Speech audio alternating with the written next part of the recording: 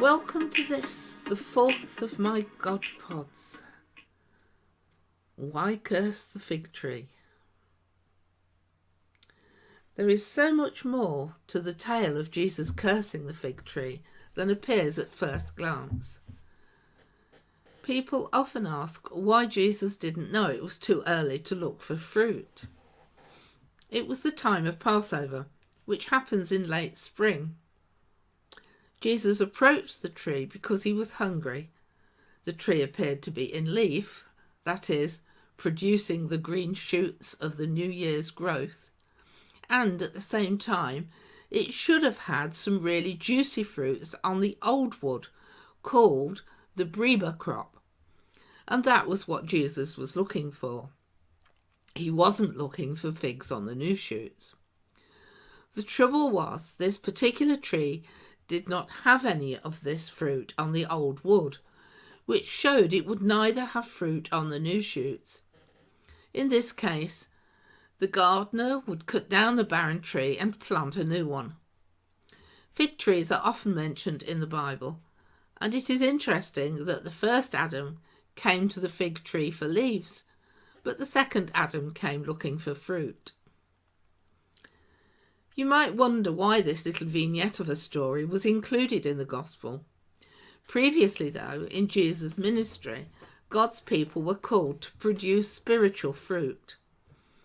And the Jewish crowds gathering to celebrate God's past act of redemption, when they smeared blood on the lintels of their doorways as a sign to avoid the last plague of the Exodus, have just hailed Jesus as King, while he leads a new Exodus on a meaning-laden donkey. Everything is lined up. Israel's fruit will now be harvested. Blessing will now pour forth. While the rest of the nations, the other fig trees, are not yet in season, this one tree is in leaf. And both Matthew and Mark, using the fig tree, put the focus on where it will all happen, Jerusalem. Except there's no fruit. The Passover celebration, the crowds, the singing, it's all a show. Jesus enters God's house and finds it a den of robbers, a hubbub of activity, but no righteousness, leaves but no fruit. Had he become flesh for this? Jesus' curse made the fig tree wither away. So the cursing of the fruitless tree is a metaphor of the divine judgment to come on the temple. There are only two destructive miracles of Jesus, this one, and the events that ended in the destruction of a herd of pigs. Neither were directed towards people. This other story involves Jesus and a man possessed by demons who call themselves Legion.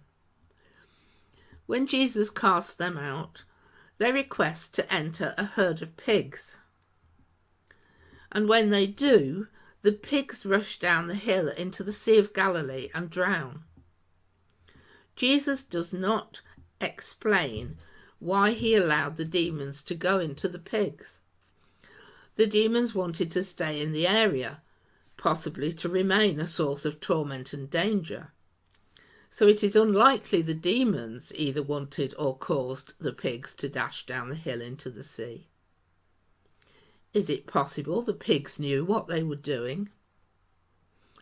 In the story of Balaam and his donkey, the donkey turned away 3 times to stop the angel with its sword killing its master. Here the donkey sees the spiritual reality, its master does not. Did the pigs understand something more? Pigs were considered unclean in Hebrew law. We now know they are highly intelligent and possibly even smarter than dogs. We also know that pigs can swim, so they shouldn't have drowned. Did the pigs decide it was better to die than live with the demons in them? This would pick up on the theme of sacrifice being needed to break the power of evil in the world. The demons thought they had saved themselves by moving into the pigs, while evil thought it had triumphed over God by having Jesus killed. But both were wrong. Did Jesus know what would happen? He didn't actually agree to the demons staying in the area, only to enter the pigs. Did Jesus give the pigs the chance of a more noble purpose in their lives than being sacrificed to a pagan god? The name of the demons, legion, must be significant. A legion was a division of 2,000 to 3,000 men in the Roman army. For the Romans who ruled the area, pigs were a symbol of Roman culinary culture and their pagan religious practices. Yet 2,000 pigs caused the demise of a legion. The local people would have known that pigs could swim, so if they chose to drown to eliminate evil, it would be deeply unsettling to them, and maybe that is why the people begged Jesus to leave their region. Was Jesus saving the pigs from their intended purpose? Or did he not rate them because, as a Jew, they were unclean to him? Even today, a pig is a derogatory term.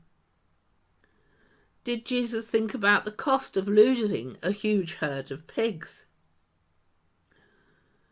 Were the pigs so unsettled by the demons they simply panicked, and the people, counting the financial loss of the pigs, asked Jesus to leave? I don't have the answer. Perhaps that depends a lot on what you know of pigs. Thank you so much for joining me. See you next time, and don't forget the subscribe button. Bye for now.